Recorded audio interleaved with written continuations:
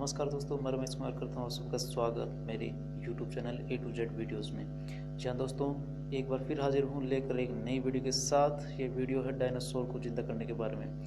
कहा जा रहा है कि वैज्ञानिक एक ऐसी प्रणाली को विकसित करने जा रहे हैं जिसके द्वारा डायनासोर को फिर से जिंदा कर सकते हैं। जी हाँ दोस्तों, देखिए वीडियो, बताइए कैसी लगी।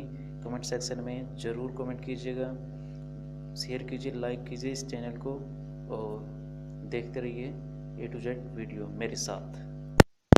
सन 1990 में विज्ञान कथा लेखक माइकल क्राइटन ने जुरासिक पार्क नामक उपन्यास का प्रकाशन किया, जिसकी कहानी में लिखा था कि कैसे एक अरबपति व्यक्ति एक थीम पार्क बनाने के लिए विज्ञान के दम पर डायनासोर्स को फिर से जिंदा कर देता है। क्राइटन का यह उपन्यास अपने दौर की सबसे ज्यादा बिकने वाली किताबों में शामिल हो गया, जिसपे आगे चलकर 4 हॉलीवुड ब्लॉकबस्टर मूवीज बनी। उपन्यास का दूसरा सीक्वल भी बना और इसी से हमारी एक ऐसी पीढ़ी तैयार हुई जिसमें डायनासोर्स के प्रति बेहद दिलचस्पी रही है। पर क्या माइकल क्राइटन की यह कल्पना सच हो सकती है? क्या विज्ञान डायनासोर्स को एक बार फिर से हमारे बीच खड़ा कर सकता है? माइकल क्राइटन अपने उपन्यास में डायनासोर्स को फिर से जिंदा करने के पीछे का विज्ञान भी बताते हैं। क्राइटन की कहानी में एक डायनासोर का डीएनए मिलने पर उसे रीएनिमेट किया जाता है और ये हजारों साल पुराना डीएनए मिलता है एम्बर से। एम्बर एक खास तरह के पेड़ पर लगने वाला गोंद है, जो कि शुरुआत में तो एक चिपचिपा द्रव्य पदार्थ होता है, लेकिन समय के साथ साथ ये एक हीरे जितना सख्त हो जाता है। जब ये तरल अवस्था में होता है तो कई कीट पतंगे इसमें चिपक जाते हैं और ये सख्त होने के बाद इसके अंदर चिपके ये कीट अनेकों वर्षों तक सुरक्षित रहते हैं। क्राइटन की कहानी में इसी एम्बर में जमा हुआ एक लाखों साल पुराना मच्छर मिल जाता है, जिसने इसमें चिपकने से ठीक पहले किसी डायनासोर का खून चूसा है। तो इस मच्छर के साथ उस डायनासोर का डीएनए भी इसके अंदर संरक्षित मिल जाता है। ये संरक्षित डीएनए फिर इस मच्छर से बाहर निकाला जाता है। हालांकि डीएनए समय के साथ डिग्रेड भी होता है। तो क्राइटन आगे बताते हैं कि डीएनए में डिग्रेड के कारण आए हुए इस गैप को धरती पर अभी मौजूद डायनासोर के दूसरे रिश्तेदारों यानी कि मगरमच्छ के डीएनए से दूर किया जा सकता है। अंत में डायनासोर्स और मगरमच्छ के डीएनए से मिले जीन्स को इस तरह इंजीनियर कर लिया जाता है जिनसे तैयार होने वाले नए डायनासोर्स आपस में प्रजनन करने में भी असमर्थ होते हैं, यानी कि तैयार हो जाता है क्राइटन का एक डायनासोर्स वाला काल्पनिक चिड़ियाघर। पर अच्छी खबर यह है कि क्राइटन की यह कल्पना अब एक साइंटिफिक फैक्ट बनती दिखाई दे रही है। एम्बर वाकई कई तरह के कीट पतंगों सहित बहुत से छोटे मोटे जीवों को अपने अंदर अनेकों वर्षों तक सुरक्षित रख सकता है।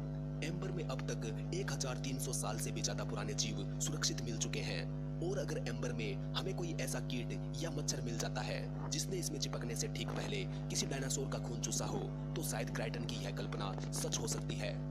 क्योंकि पिछले कुछ दशकों में हम इंसानों ने जेनेटिक इंजीनियरिंग में अपार सफलताएं हासिल की है। हाल ही में वैज्ञानिक एक हजारों साल पुराने मानव कंकाल के डीएनए से जीनोम हासिल करने में सफल रहे हैं।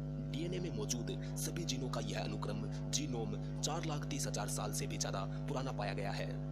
वैसे क्राइटन की कहानी में किसी डायनासोर का डीएनए मिलने के बाद उन्हें पुनर्जीवित करने का तरीका वास्तव में एक क्लोनिंग प्रक्रिया है। अब तक हम इंसानों द्वारा क्लोन किया हुआ सबसे प्रसिद्ध क्लोन रहा है डॉली द शिप का, जिसे सन 1996 में क्लोन किया गया था। लेकिन एक डायनासोर को क्लोन करने के लिए हमें कच्चे डीएनए गुणसूत्रों में फेरबदल करने की जरूरत पड़ेगी और अगर यह संभव हुआ तो फिर इंक्यूबेशन के लिए इन्हें एक अंडे में प्रत्यारोपण किया जाएगा। यह अंडा इसी जीव की अपनी ही प्रजाति या फिर इससे संबंधित किसी निकट की प्रजाति का ही होना चाहिए।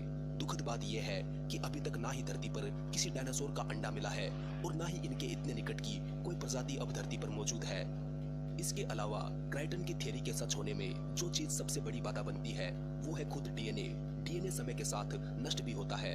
कहते हैं कि सबसे अच्छे हालात में ये 60 लाख सालों तक जीवित रह सकता है, पर दुर्भाग्य से धरती पर अंतिम डायनासोर्स 65 लाख साल पहले मौजूद रहे हैं और शोधकर्ताओं का कहना है कि एक डीएनए अपने जीवन चक्र के 5वें भाग यानी कि 15 लाख साल में ही अनरीडेबल हो जाता है।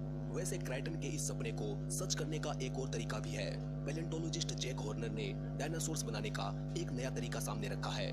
दुनिया भर में इस बात को व्यापक रूप से स्वीकार किया गया है कि बहुत से पक्षी डायनासोर से विकसित हुए हैं, जिसके चलते इन पक्षियों में अपने पूर्वजों के कुछ लक्षण अब भी मौजूद हैं। विशेष रूप से मुर्गियों में डायनासोर्स के कई शारीरिक लक्षण देखे जा सकते हैं और ये केवल कुछ जीन्स हैं जो इनको एक डायनासोर में परिवर्तित होने से रोकते हैं। हॉर्नर का कहना है कि हम इन जीन्स को डीएक्टिवेट करके एक डायनो चिकन को रेट्रो इंजीनियर कर सकते हैं और हैरान कर देने वाली बात यह है कि वैज्ञानिक पहले से ही डायनासोर्स के पैर, डायनासोर की पूंछ और डायनासोर्स के दांतों के साथ कई मुर्गियां तैयार कर चुके हैं। तो मौजूदा सभी बातों से लगता है कि हम क्राइटन की कल्पना वाला जुरासिक पार्क तो शायद कभी ना बना पाए, लेकिन जल्द ही मुर्गियों से विकसित हुए डायनासोर्स हमें जरूर देखने को मिल सकते हैं।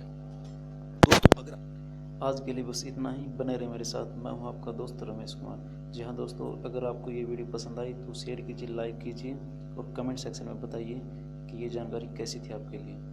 थैंक यू, धन्यवाद, जय हिंद, जय भारत माता।